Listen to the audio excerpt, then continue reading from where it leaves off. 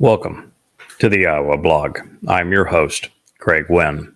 This will be the 43rd episode of Qatsyr Harvest as we make our way to the Shabuah Qatsyr, or harvest, of 7 Shabbats that will transpire in our, almost immediate future, just over a year from now, May 22nd, a Shabbat in 2026, at the commencement of the time of Jacob's troubles, the time of Israel's difficulties. In our last program, we started off a little weak. We had some audio issues as it relates to our microphone connection, but that only lasted a couple of minutes, fortunately. And from there, we pursued our study till it reached a conclusion that was as emotional, cerebral, important, riveting, life-altering as anything we have shared in the first 300 hours of the YAHOWAH blog.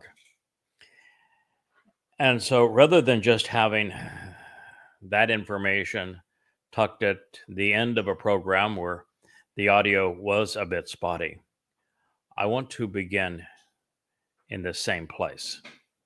And by way of introduction, to understand the final 2 ingatherings, those are Shabuah and Towrah, as they bring us to the return of our Messiah, our King, and of YAHOWAH, we have to recognize that there were many prophets who spoke of this period.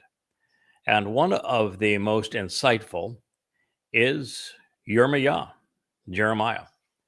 And there wouldn't be anyone who has even read any portion of the prophets who isn't aware that it is in Jeremiah 31 that YAHOWAH speaks through Jeremiah about the reaffirmation, the restoration of his covenant with Israel and with Yehudah.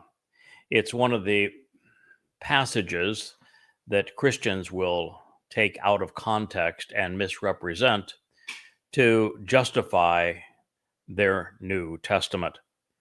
But it doesn't provide that opportunity when one actually reads it in context.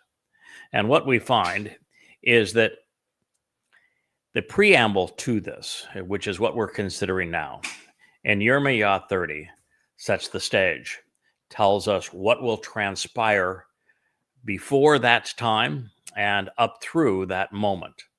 And so we're going to return to it now, because in it we read one of the most amazing statements relative to the obliteration of the mythology that underlies Judaism, Christianity, and indeed Islam. And at the same time, we read one of the most profound truths that has ever been revealed. And so I'd ask you to listen. And as we proceed here, I want you to recognize that what I'm sharing with you has been available to grasp, to know, to understand, to respond intelligently to for 2,700 years. And yet, no one, not those who practice Judaism, not those who practice Christianity, no one has just simply acknowledged how profoundly important these words are, or what they affirm, which is the return of our beloved King, to David. And when you think of the fact that someone who has lived previously is returning, then you're at liberty to recognize that if Yahweh is promising to do this such that though David has two lives, one 3,000 years ago and one that will commence again here in just 8.5 years from this recording, then why not 3? And that really is the essence of it. And since God is saying that it is David who is returning, and we all know that he was anointed 3 times as the Messiah. We all know that God called him his son 3 different times and made that reference of no one else. Either of those references combined to no one else. And we know that he is returning as our king, since there is the acknowledgement that a Messiah, the very Son of God, was here in 33 CE fulfilling Passover. Isn't it natural, almost obvious to conclude that they'd be one and the same? Since there was only one Messiah who became king, who was also called the Son of God. And he's the very one that we read here at this time is returning as king. And as such,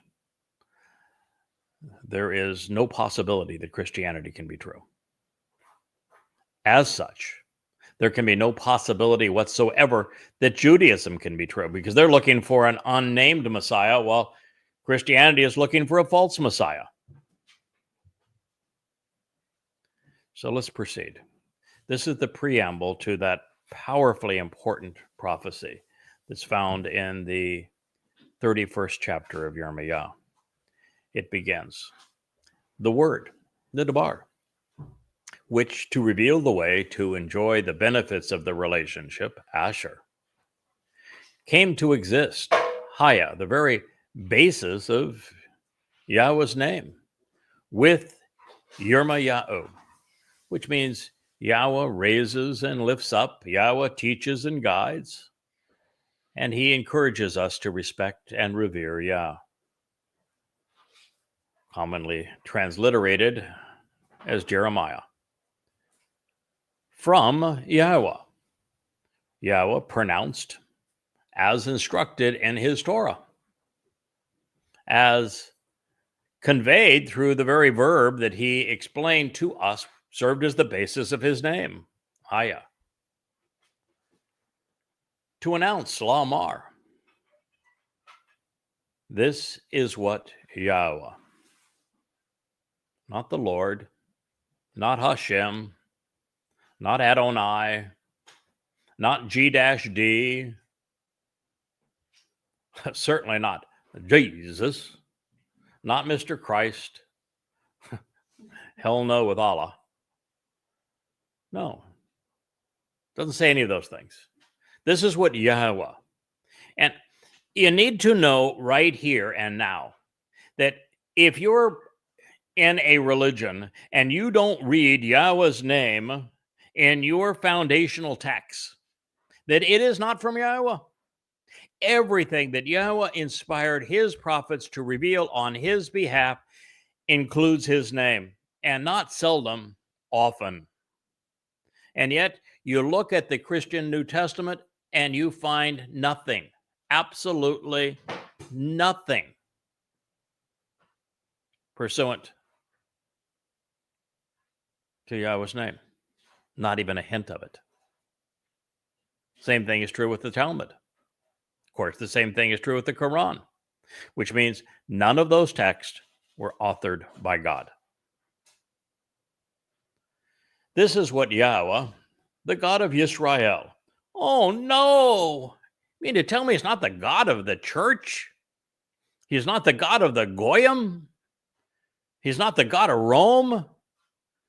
He's not the God of America? He's not the God of Kabaville and the Quran? Nah, not the God of Christians, huh? How are you as a Christian going to believe in a religion that is entirely predicated on replacement theology, where all things that pertained to David are stolen and given to your mythical misnomer, Mr. Christ, and all things that were promises to Israel are transferred magically to your church, and all things that are pursuant to Yehudim are stolen and appropriated to Goyim? If this says that Yahweh is the God of Israel, yeah, you want a different God? That's just fine. In fact, I would be delighted with you if you just acknowledged that you had an entirely different God and didn't try to misappropriate and misconstrue and remove from context and then mistranslate and misrepresent passages from the Torah, prophets, and Psalms to give your crude counterfeit some veil of authenticity. Why don't you just admit the truth that you have an entirely different God? And well, that was a God made in man's image. And he's no bigger than a man. And he's most often presented as a dead God on a stick, which doesn't speak well for his credibility either, does it? He's one that, kind of like Allah in a way, either couldn't write or didn't write anything. So let's just admit, Christians, your God is not Yahweh, because Yahweh has a name and you don't use it, and Yahweh is the God of Israel, and you condemn them, you demonize them, you besmirch them. Your New Testament is more anti-Semitic than is Hitler's Mein Kampf. You accuse Israel of crucifying your wannabe God and then condemn them for it. So let's not pretend. The God of Israel proclaims, so as to declare, of your own volition, write, katab, all of these words, eth kol ha dabarim, every one of these statements, which to lead to the proper path to get the most out of life, Asher, I have and will be speaking to you about dabar, el atah, doing so in a written document so that there is a permanent record, el shefer, Jeremiah 30, 1 and 2.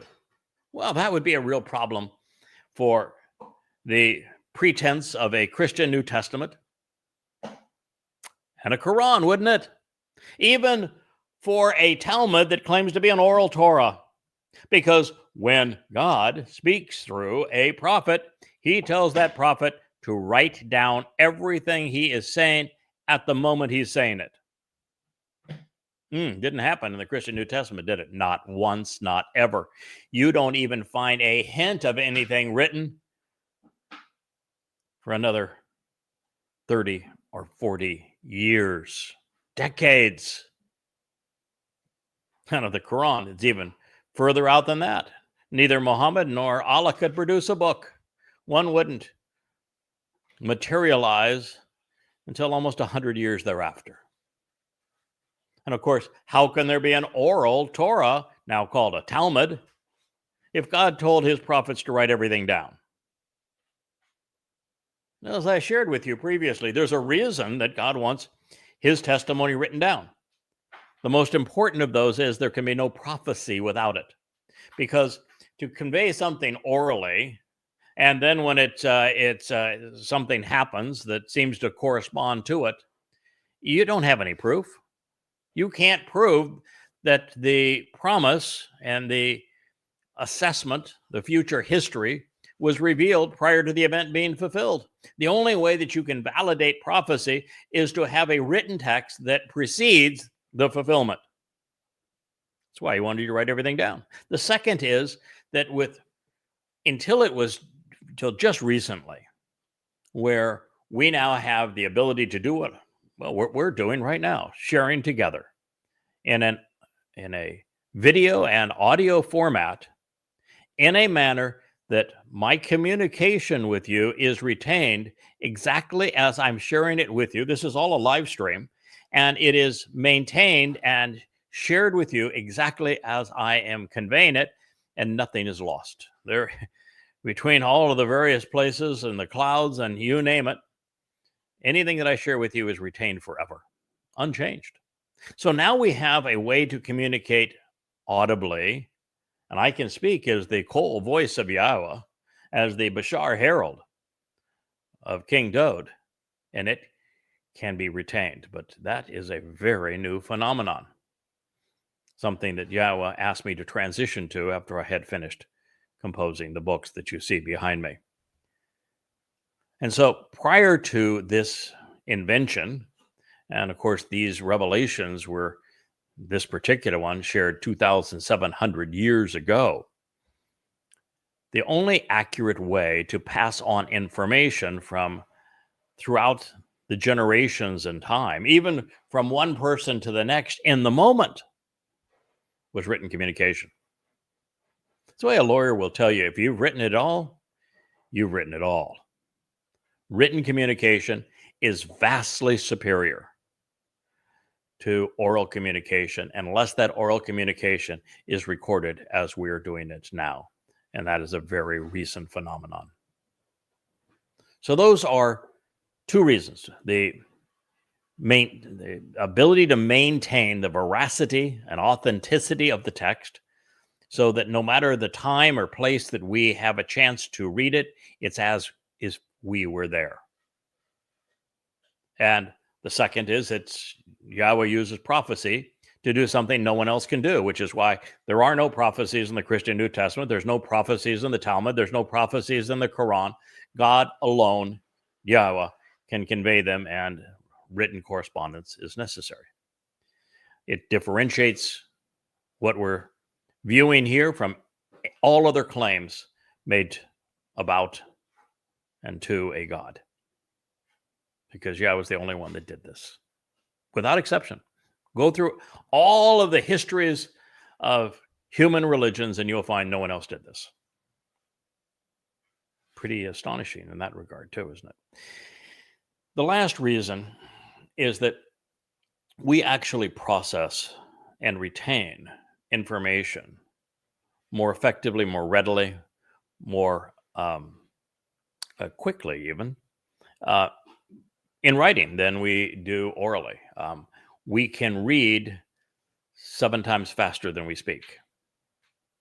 And because of search engines today and that sort of thing, you can take anything that you read that I have written, and you can copy and paste it into a search engine to validate whether or not my rendering of it is accurate. Can't do that with the spoken word. So the written word is much more susceptible to being verified, which is something Yahweh likes. And it enables you to go through the material at your pace as opposed to the speaker's pace. And it's much easier to make a comparison over here with something and something that was said over there, and actually to draw these things together so you have the ability to go from knowing to understanding. So these are all advantages. The written word, Yahweh alone did so. Because indeed, behold, and now here's the prophecy. A time is coming. Days are approaching. Prophetically reveals Yahweh. Now we know. This is the reason he wanted us to write this down. Even if I didn't explain it to you, God explains it. Now, I can tell you that even though God explained it, millions of people have read this, and I don't think anyone has derived those insights from it previously. Because indeed, behold, pay attention. It's true, key. Hannah, a time is coming. Yomim bo, days are approaching. Prophetically reveals Nahum, Yahweh, when I will return to restore the property and possessions taken during the oppression of my people, Yisrael, individuals who engage and endure with God and with Yahudah, the beloved of Yah, declares Yahweh. I'll stop from there in a moment and we'll pick up as we move forward. But what did God just say here that is essential? Behold, a time is coming where Yahweh says, I will return. I will shub. Come back, return to restore. Now, if Yahweh is coming back and you don't know Yahweh's name, then you are not going to be there when he returns. If Yahweh is returning and you've been hoodwinked into believing Mr. Christ is God, wrong individual. If Yahweh is saying that he is returning and he has proven all of that he has said through his prophets, through prophecy and through consistency and accuracy and through brilliance, it sure as hell ain't Allah, is it? Allah's not God. Jesus is not God. Jesus isn't coming back. He wasn't even here in the first place. And keep in mind here in a moment that Yahweh is going to speak of the return of King Dod. And doesn't that mean that Yahweh and Dod are returning together? So the very fact that it's Yahweh who is returning and who is the one who will restore destroys all three so-called Abrahamic religions: Judaism, Christianity, and Islam. Now that's very profound. I posted on both Facebook and X today that says that really the greatest gift that I can offer to any person of faith is the absolute proof that their faith is fraudulent.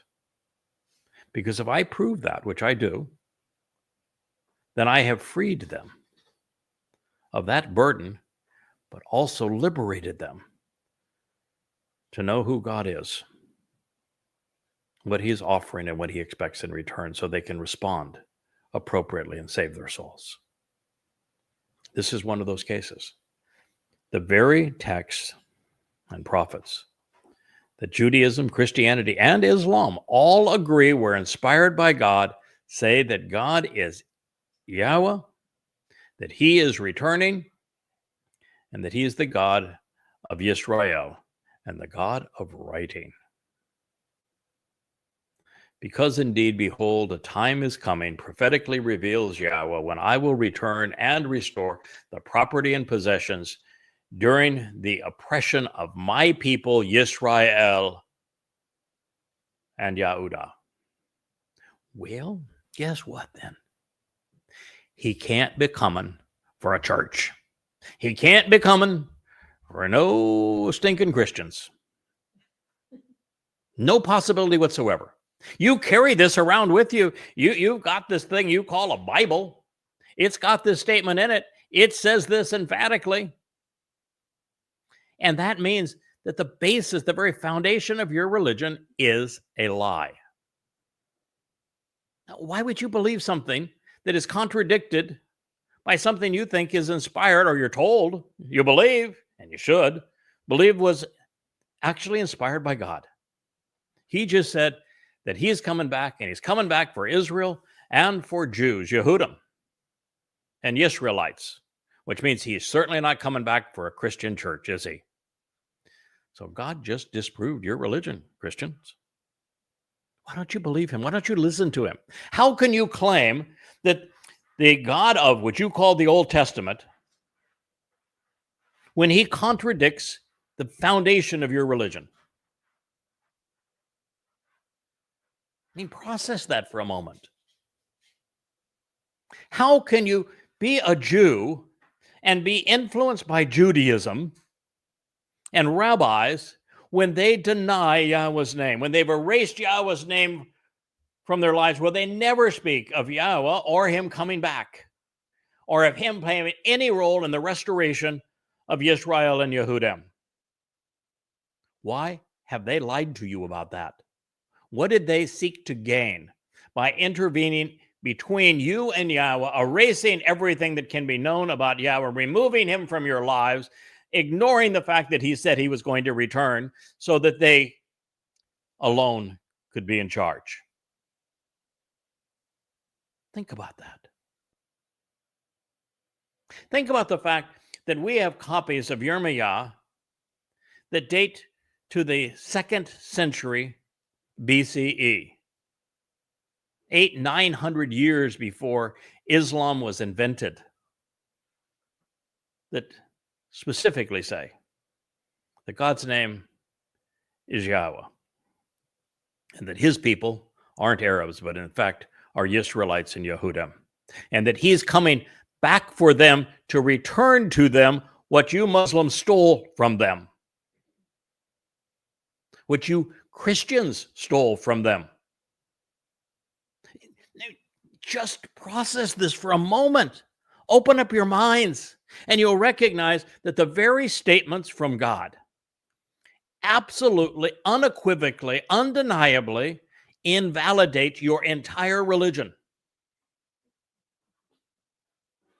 There is no Mr. Jesus. There is no Christian New Testament inspired by God. There is no Talmud inspired by God. There is no institution of rabbis. There is no Christian church.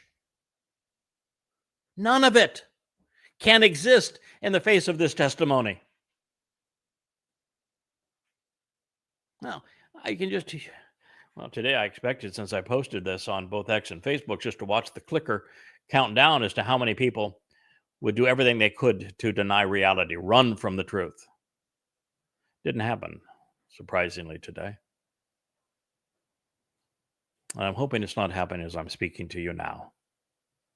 This is the greatest gift anyone has ever given to those of faith, to show to you that your faith is in that which is an absolute fraud. You have been defrauded. You have been cheated. Don't let them continue to control your soul. Because indeed, behold, a time is coming, reveals Yahweh, when I will return and restore the property and possessions taken during the oppression of my people, Yisrael, individuals who engage and endure with God, and Yehudim, the beloved of Yah, declares Yahweh. Then I will return them, bringing them back to the land, that for the benefit of the relationship I gave to their fathers, and they will receive it as an inheritance. Yirmiyah 33. Oh, pretty outstanding prophecy there that's been fulfilled, hasn't it? Unlike any other people in all of human history, after thousands of years of being separated from their land, Jews have been brought back home. Now they're fighting to survive in their very homeland. But in fact, God fulfilled this prophecy. He did for them what has never been done before. After 16, 17, 18 centuries, from between 70 and 133 CE to 1948, 18 plus centuries, God brought his people, Yisrael and Yehudim, back home to Yisrael and Yahudah. And now he is calling the rest of you back home. I read in a post today that there are right now an equal number of Jews living in the United States and Israel. About 7.6 million in both places. So there's 7.6 million of you that are already back home. You're not back in the covenant home, but you're back in the physical home of Yisrael. We got to take that next step too. And then we need to get Jews from around the world back home. There's some 16 million Jews, almost 17 in the world today. And I was noted, it was interesting when you note that about 90% of Jews in Israel speak English, maybe 80% because of the Haredim. And the fact that 100% of the Jews in America, which is an equal number, 7.6 million, speak English as their primary language, and that the next largest repository for Jews worldwide is in Canada, where they speak English, and then in Australia, where they speak English, and again in the UK, where they speak English, and even in France, the number one alternative language for most people who live in France is also English. It is the dominant language of Jews worldwide. No, they're not even close. I mean, Hebrew is a distant second in terms of the language spoken by Jews.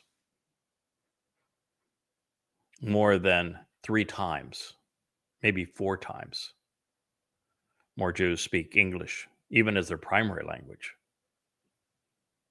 than Hebrew, which is why Yahweh asked me to bring this message to you, translating Hebrew thoughts, Hebrew words in English. God's inviting you home. My job is his cold voice, and as the Bashar herald of your king, Dowd, is to invite you back home. I want to make reintroductions so that you are aware of and accept the glorious name of our God, Yahweh. That you even embrace your name, Yahudem, beloved of Yah. And that you reunite together because you've been estranged for a very long time. These are the words which, to reveal the way, Yahweh spoke concerning Israel. Not Judaism, not a church, not a religion, not Islam, not Christianity. These are the words which Yahweh spoke to reveal the way concerning Israel and to Yehudah, Jews, Judah. Yirmiyah 34. This is what Yahweh, Yahweh. How is it that there are 2.5, nearly 3 billion Christians, nearly 2 billion Muslims, and such a high percentage of Jews practice Judaism, and no one is willing to accept or acknowledge or proclaim Yahweh's name? When he speaks to us, he uses it over and over and over again. Why? So we would know it.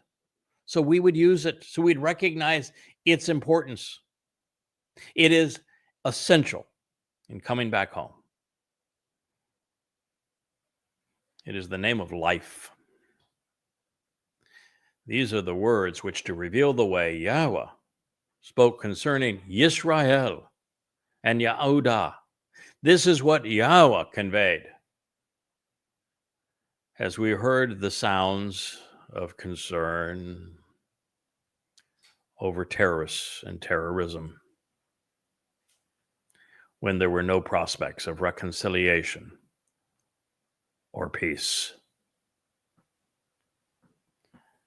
Does that hit home with you? Can you not see the fulfillment of this prophecy right now in your midst? Did you ever imagine, Yisrael, that there would be a time as horrific as 10:7?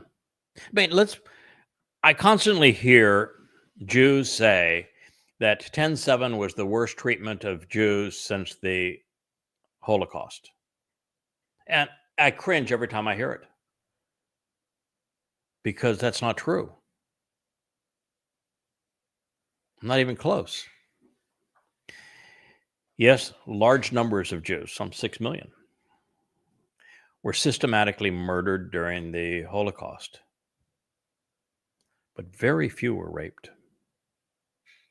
Very few were mutilated so that they were gang raped, pelvises broken, torn apart, ripped apart, gang raped, and then killed and even raped again after they were dead.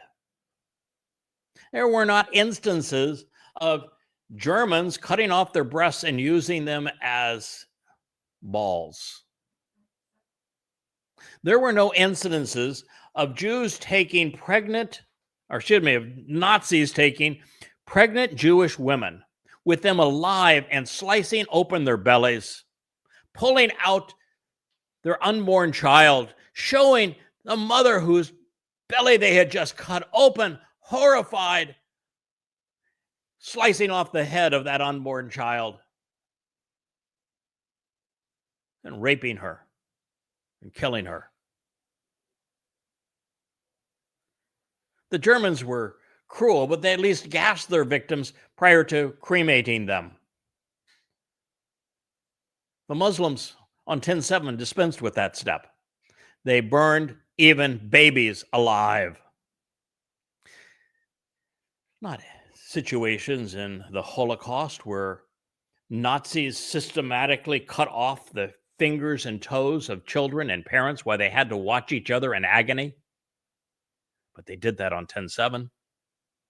There's not situations in the Holocaust where the Nazis peed upon their victims. But that happened on 10/7. The Nazis did not abduct Jews for ransom so that they could trade Jews for convicted murderers and terrorists. The Nazis didn't scream Allahu Akbar as they were committing these horrid acts. The Nazis didn't murder the Jews in their homes.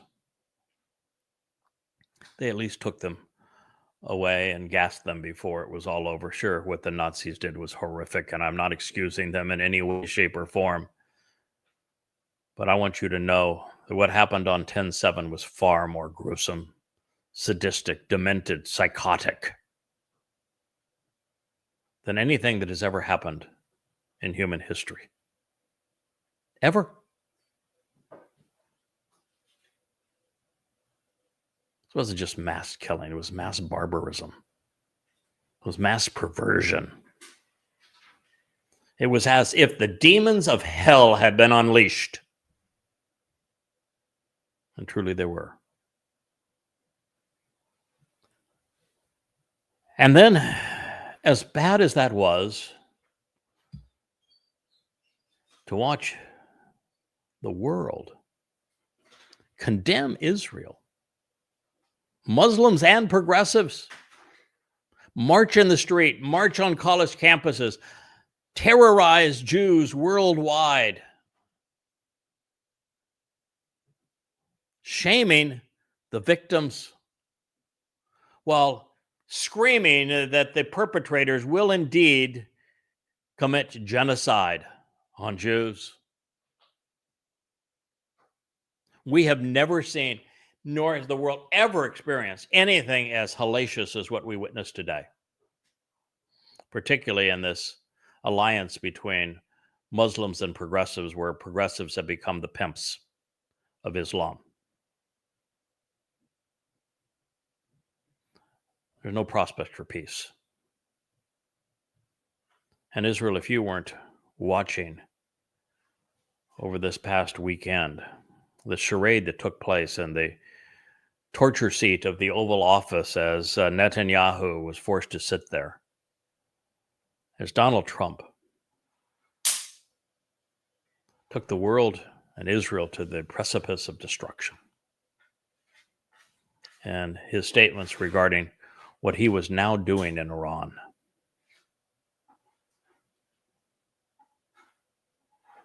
It's hard to imagine. And then when the subject of Erdogan came up, because Erdogan just prior to that has stated that his intent was the annihilation of Israel, the complete and utter destruction of Israel.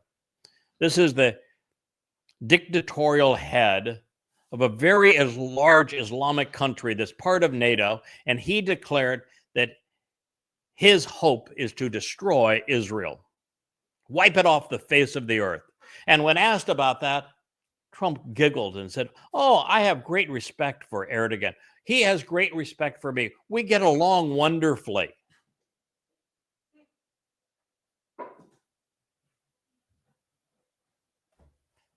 I mean, it's almost breathtaking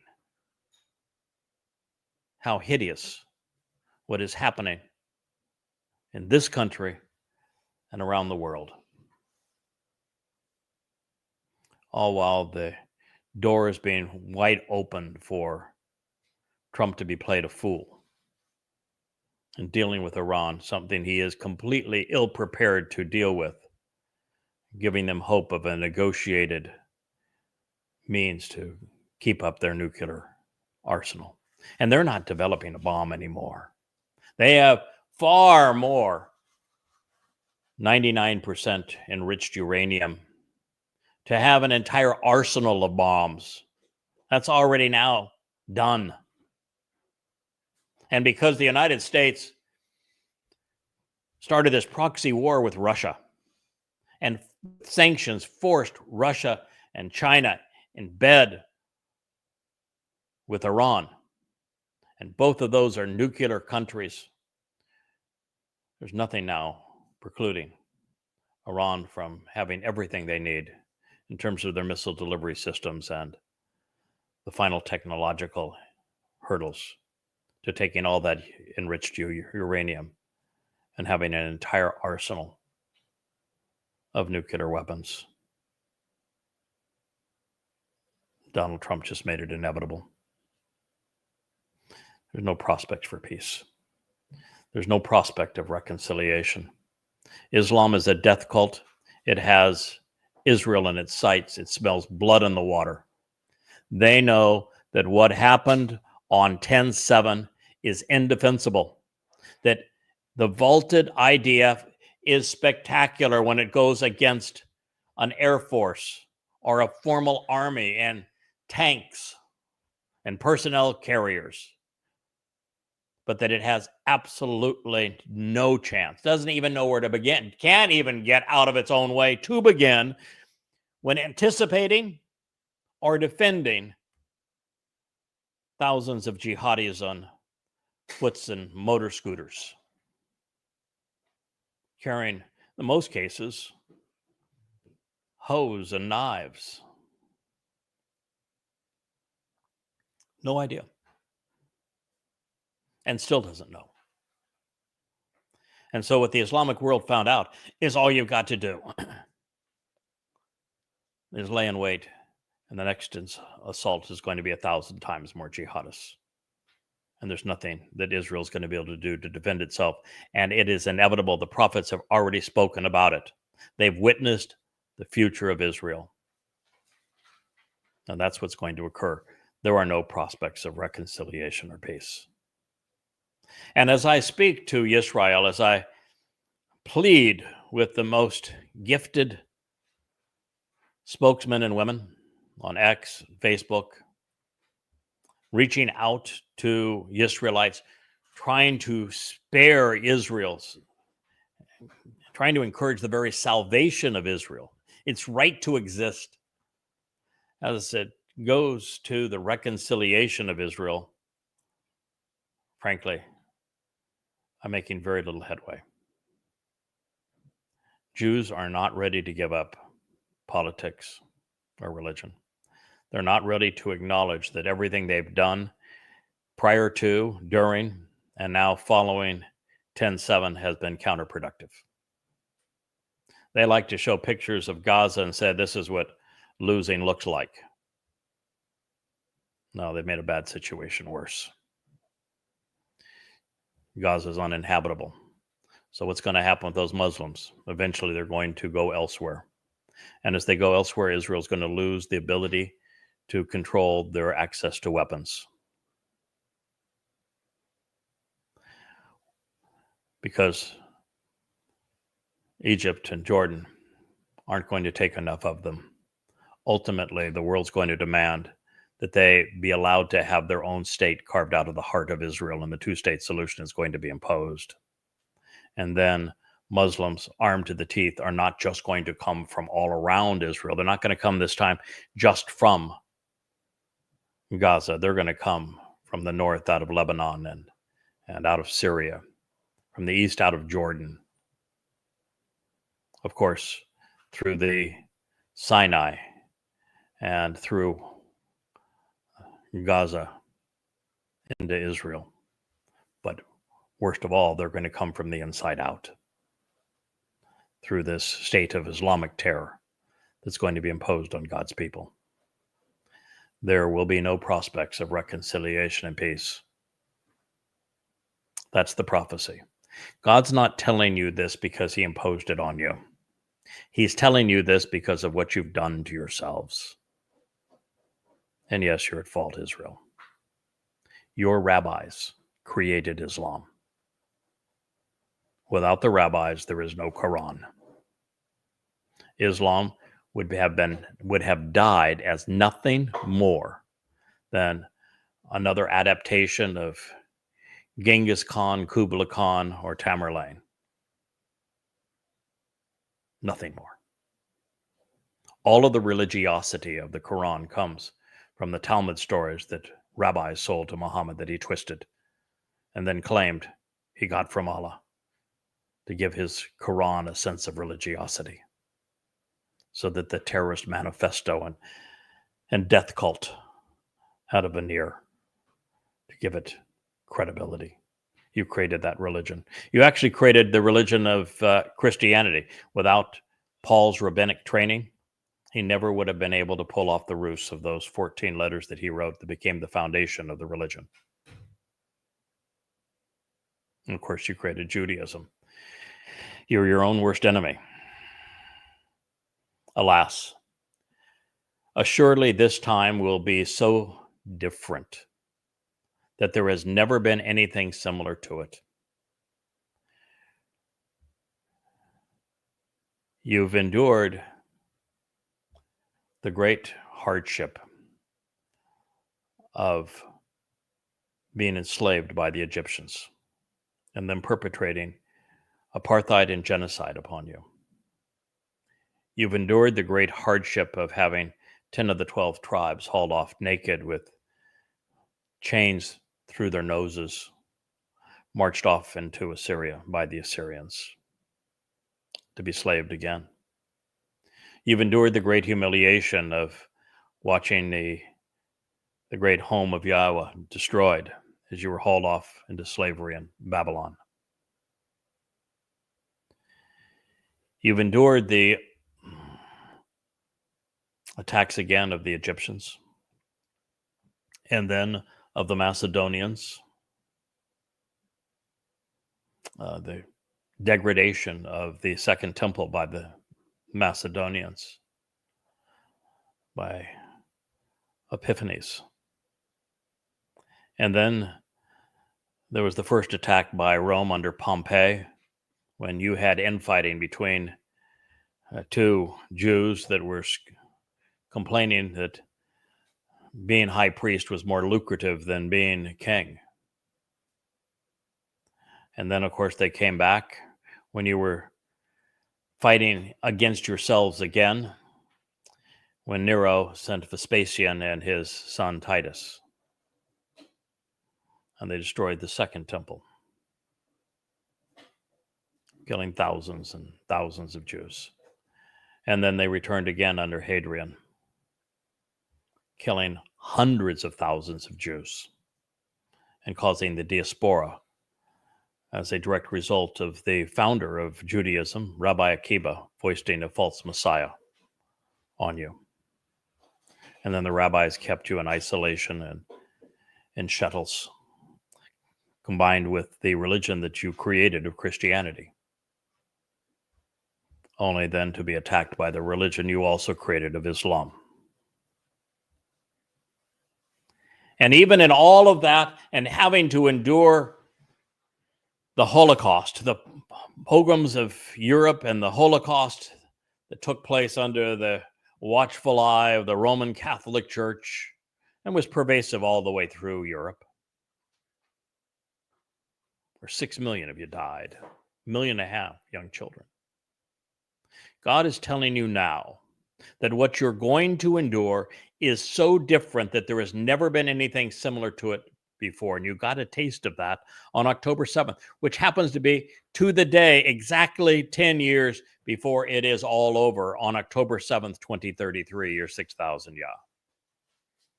He's saying, so what you're going to experience will be unlike anything, even the Holocaust.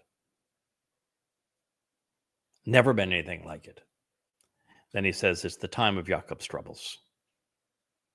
This is that 7-year period that starts at the Shabat harvest in 2026 and ends at the Towrah harvest in 2033. And yet from it, he, speaking of Jacob, will be liberated and saved.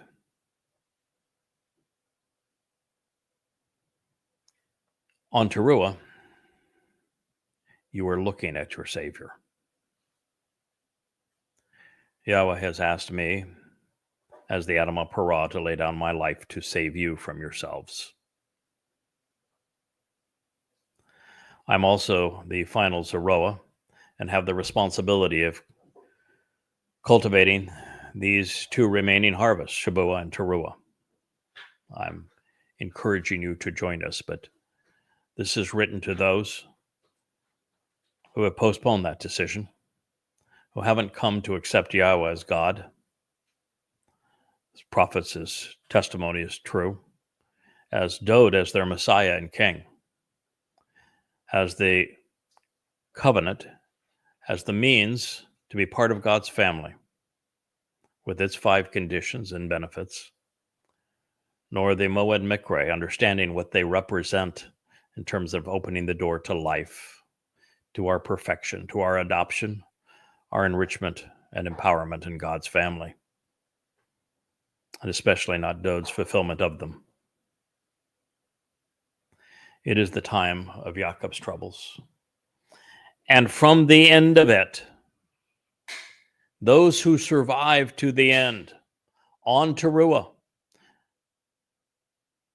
you're going to be liberated and saved. This is the reason we're sharing this prophecy with you.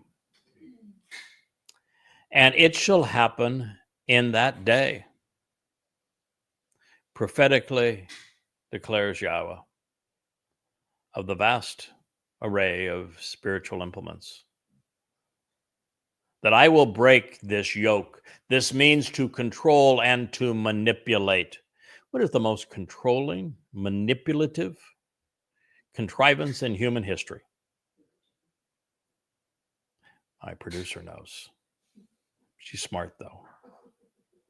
God even said so. Religion. Judaism, Christianity, and Islam, to name 3.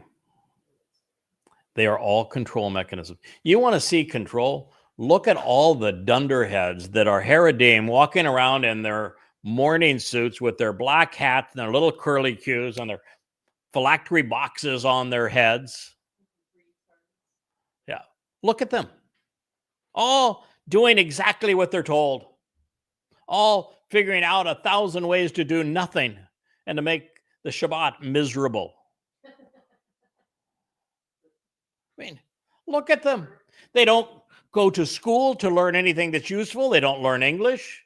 They don't even like Hebrew. They prefer Yiddish. They're totally and completely indoctrinated. They're told who to vote for, when to vote, how to vote. They're told what to eat. When to get married. Everything in their lives is controlled. And you know it.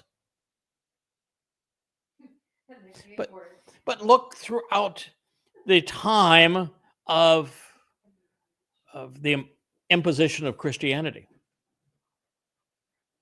where you either capitulated to Christianity or they tortured you to death. Most people would consider that to be manipulative. Or how about Islam? In the first 100 years of Islam, they raped, which is fairly manipulative. In fact, that would define control, wouldn't it? Plundered, enslaved, which would be, well, the very definition of being controlled, and murdered. 200 million people. At the time, that was a third of the planet's population. Religion is the most controlling artifact that man has ever created. Nothing is as controlling or as manipulative as religion. And what is second onto it? Smart girl again. Politics, governance. Well, for most of human history and for every Islamic country today, of course, there's kings. And in the kingdom, there's only one person that has free will. Everyone else is controlled. And every one of those kingdoms, and even the kingdoms that exist today in the Islamic world, all imposed apartheid. They all had caste systems. They all have feature slavery. Ultimately controlling. And what happened in Babylon and has been pervasive throughout history is this integration between religion and politics to control everybody all the time and everything. God says, I'm going to break that. There will be no influence whatsoever of religion and politics when Yahweh returns. None. Which means that all of the hosts of religion, all of the authority figures politically, gonzo. Instantly eliminated. Bye-bye. That means if you are someone who is a Muslim, a Christian, or a rabbi, and you are in a position of authority, you're actually promoting the control mechanisms and the manipulation of your religion, you're gone. In fact, you're not just gone, you're gone to the place of forever gone. Sheol, hell. Really bad choice. All rabbis are going to hell. All priests, all pastors, all presidents, all prime ministers. That's where they're all going. They are manipulative. They are controlling. People don't get into politics for any other reason than control. They crave it. They want to manipulate. The whole mechanism of politics and religion is controlling and manipulative. Boy, if you want to see it in action, join me someday on X. Blah. But yeah, I was going to break that yoke. I'm doing the best I can between now and then to, chip away at those chains. But he's really good at it. From upon your neck. And I will pull off and tear away your bonds and your shackles. Who shackles? Who imprisons? Look at your history. Why don't you find a civilization that did not abuse their neighbors and didn't shackle and bond and imprison anyone who didn't go along with what the authorities had mandated? Those who can bond and shackle are governments and religious institutions, and they have done it for all of their existence, and they typically do it together. Those who are illegitimate and unauthorized, those falsely claiming authority who are foreigners advocating what is improper, will no longer make him, Jacob, Israel, serve their interests. Sorry there, Trumpster. But Yahweh says, no, you don't get to put people in your foreign leader torture chair anymore. It's over. The CIA can't manipulate anybody else. They can't overthrow governments. Militaries can't be imposed. Jihadists can't do their thing. If you are in Israel and you do not belong, if you are Israel and you're hostile to Jews, the United Nations would be a great example. The United Nations has more indictments against Israel than by 2 times than all of the rest of the world combined. And you'd be hard-pressed to find a more moral country than Israel. This is just how astonishing all of this is. And God's going to say, if you are a foreigner in Israel, that would be every Muslim. That would be every Christian. That would be every progressive. That would be everyone that is in Israel that isn't a Jew, who isn't an Israelite, or who hasn't bonded with them as part of the covenant. You're gone. Done. Jeremiah 38. Complete transformation. This is the setup for something that's really profound. Because I'm the first to be able to bring this to your attention. And it's really important that the reason that God spent so much time sharing what transpired in Eden is because that's what he's bringing us back to on Sukkah. God's intent, and he's going to carry it out, is to restore the conditions experienced in Eden. What didn't you see in Eden? Religion. What else didn't you see in Eden? Politics. What didn't you see in Eden? There was absolutely no authority figure imposed on anyone. Simple, beautiful, personal. That's what's happening. So all of the religious influences, all of the political influences, all of the militant influences, gone. Completely. This brings us to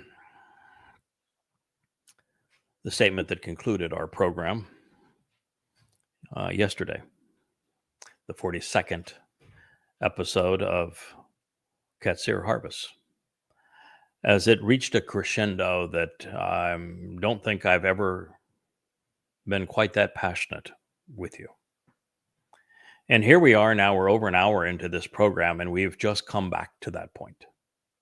And the reason we have done that is that what God is sharing with us is so profoundly important when we analyze every word of it, when we apply those words, when we're rational about it, and we recognize that he has destroyed all credibility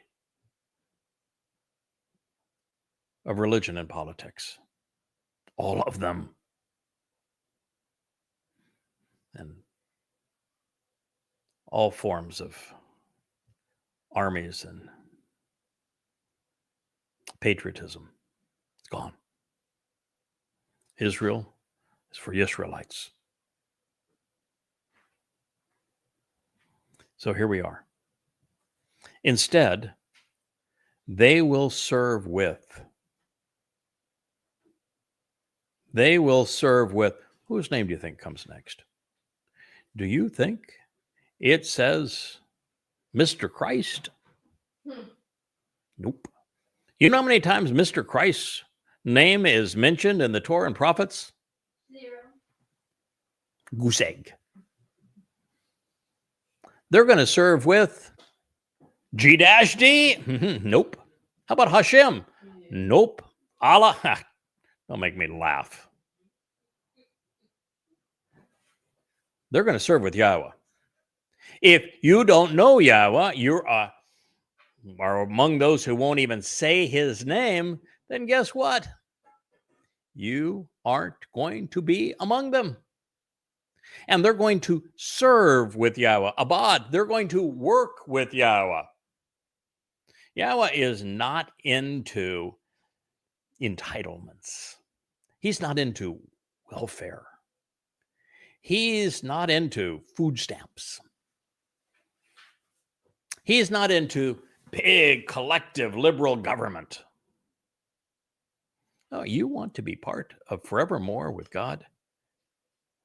Roll up your sleeves, or guess like mine, just don't have any. And be prepared to go to work. I was asked by Yahweh to do this 24 years ago. I have worked at it over 100,000 hours in that time. Yes, it's work. I think work is productive. It's enjoyable. At the end of the day, you've accomplished something. You feel good about your life. You're healthier. You know, I'm 70 years old. My wife is giggling here because I don't look it, I don't act it. And the more devoted I am to working with and for YAHOWAH, the younger I become. Stronger, healthier, sharper I become. And it's obvious. YAHOWAH wants us to work with him. YAHOWAH even told Adam in the garden, you're here to work in the garden. Because he knows if you don't work, you have no backbone, you have no character, you have no sense of purpose, you have no values. Work is a really good thing. And that means we're going to make progress. We're going to achieve things forevermore throughout the universe. We're going to have responsibility and opportunity.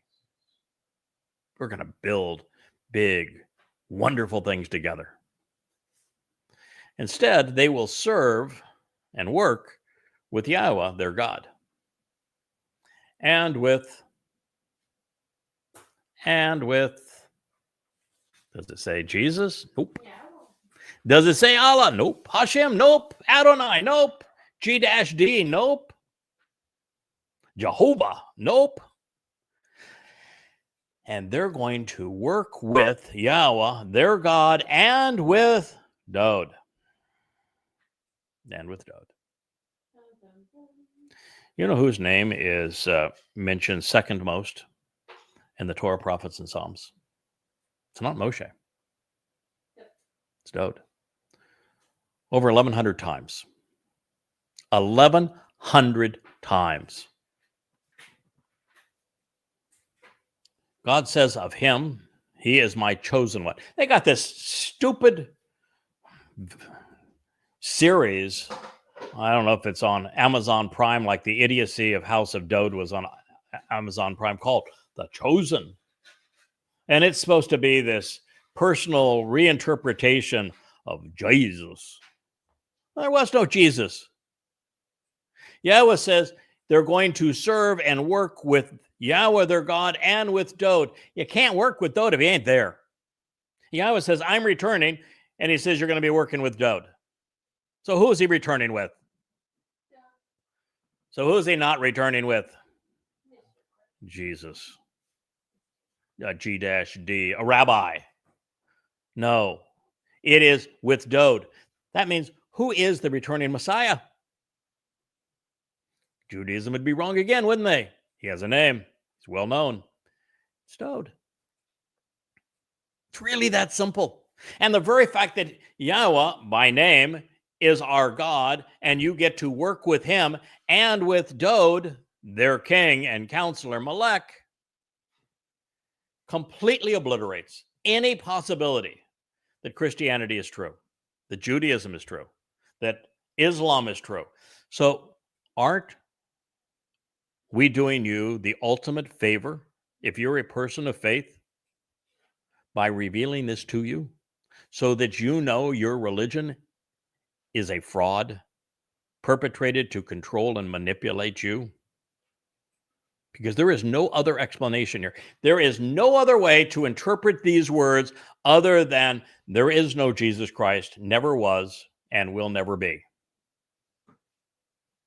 And that the founder of Rabbinic Judaism, Rabbi Akiva, was a disgusting and repulsive liar when he perpetrated Bar Kokhba. And then Maimonides, that quantified Judaism, was repulsive, disgusting, appalling, when he made all of these claims about what God couldn't do, including he couldn't have a son, and he was incorporeal. He even said that Moshe was the greatest of the prophets, which obviously that's not true. It's Dod. He is the chosen one. He is the Son of God. God made it very clear. In fact, he wrote a song to Dod. I get some credit too. Dod wrote an entire Mizmor on my behalf. I can't even claim that, though. It's the entire Mizmor is about what I do for Dod. So it's really not on my behalf. It is on Dod's behalf. But nonetheless, it's nice to have, your king write an entire poem on your behalf. And that's what the 14th Mizmor is. But in the case of Dod, I mean, it's cool. Here, I've got the returning king, and he wrote this beautiful poem on my behalf. But what does Dode have? He has the 89th Mizmor, baby. The 89th Mizmor is a song whose lyrics were written by Yahweh on behalf of Dode.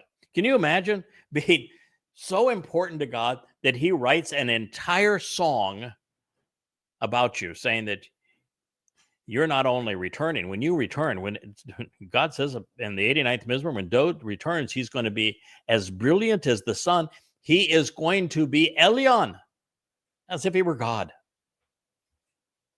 And he says, he is my beloved son. I am his father. He said, he is the Messiah. He even calls him the Zeroah, the sacrificial lamb. He says, he is my chosen one. He says, he is my Bakor, firstborn. He even goes as far as to say that everything that I have said about Dode will come true exactly as I have promised. Otherwise, you can call me a liar, which is what Christianity and Judaism have done. Indeed, or instead, they will serve with and work with Yahweh, their God, and with Dode, their king and counselor, whom to reveal the way to the benefits of the relationship, Asher. Asher is important here because it is the first word that I translated that opened up the door to translating all of the others. And it is the first word that Dode wrote in his first Mizmor. It means to reveal the way to the benefits of the relationship, to show the path to get the most joy out of life. He says, whom to show the way, Dode, their king, whom to reveal the way to get the most benefits out of the relationship, I will raise up and establish for them. So who is raising Dode? So when Paul and Peter, and both of them in their first public speeches, both say that Dode is dead. David is dead. They call him DD. DD is dead, and he's buried, and his body is rotting, and that he is not even in heaven. What they say about him. And God said, no, I'm going to raise Dode. I'm going to establish for him his kingdom. I'm bringing him back.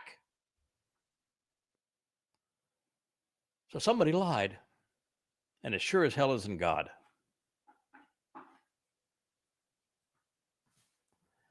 Then Jacob, my co-worker, that would be Israel, you will have nothing to fear. Yahweh reveals well in advance of it occurring. Nor will you be confused or dismayed, Israel, because behold, I will save you, delivering you from being distant and alienated, along with your offspring, from the realm of their exile and captivity. Yahweh is going to deliver Jews from around the world, bringing them back home. And then he has two mechanisms for saving them. One is through his beloved son, Dode, who fulfilled Pesach, opening the doorway to life, eternal, and Matzah, where our guilt is removed and taken into Sheol, never to be seen again, so that we can be adopted and empowered and enriched in God's family. And based upon all of that, the result is the Shabuah harvest, which is upcoming, and the Towrah ingathering, also upcoming, one in just over a year, the other one just over 8 years from now. But for this remnant that God is speaking to, your salvation is going to come by way of the Adamah Parah, my sacrifice on Towrah. Now, it's not because I lay down something that's at that point totally useless to me, my physical body.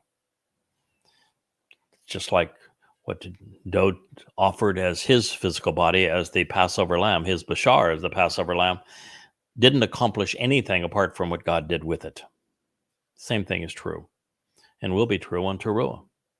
It is what God does with it that perfects and cleanses his people, that takes the adulterous woman that is Israel and pretties her up so that she can be betrothed to your returning king, Daud. This is what God is promising. And he has never lied to you, Israel. He's never failed to do anything that he said he would do. It is you who have betrayed him. And that needs to end, because behold, he wants to save you. And of course, I would be remiss if I didn't remind Christians that he is not coming back as Jesus, but as Yahweh. That there'll be no Jesus in the end, Mr. Christ, because there's a real Messiah coming back, and his name is Daud. And I must remind you that this is not for a Christian church, it is for Yisrael. It is not for Goyim, it's for Yehudim. And he's removing them from your control and captivity. He is not damning them as you would have claimed in your New Testament. This is God's plan. And you can be assured that he is going to carry it out exactly as he has promised. And Jacob will change and return and then be at peace and put at ease with no one troubling him. Yirmiah 30:10. Israel is being saved. Israel will finally be at peace. The Israelites will return, not just to Israel, but to Yahweh, to the covenant, and to their king. And all of the hell that has been unleashed upon them by the various empires, including the worst of them, Imperial Rome, and then the Roman Catholic Church, and then Muslims. It will be no more. When Israel changes, peace will be at hand. All that precludes you, Israel, from living in total peace and at ease with your God is your willingness to change. So I'm going to leave you with that thought. I thank you so much for listening to this episode of the YAHOWAH blog. And I am your host, Craig Winn.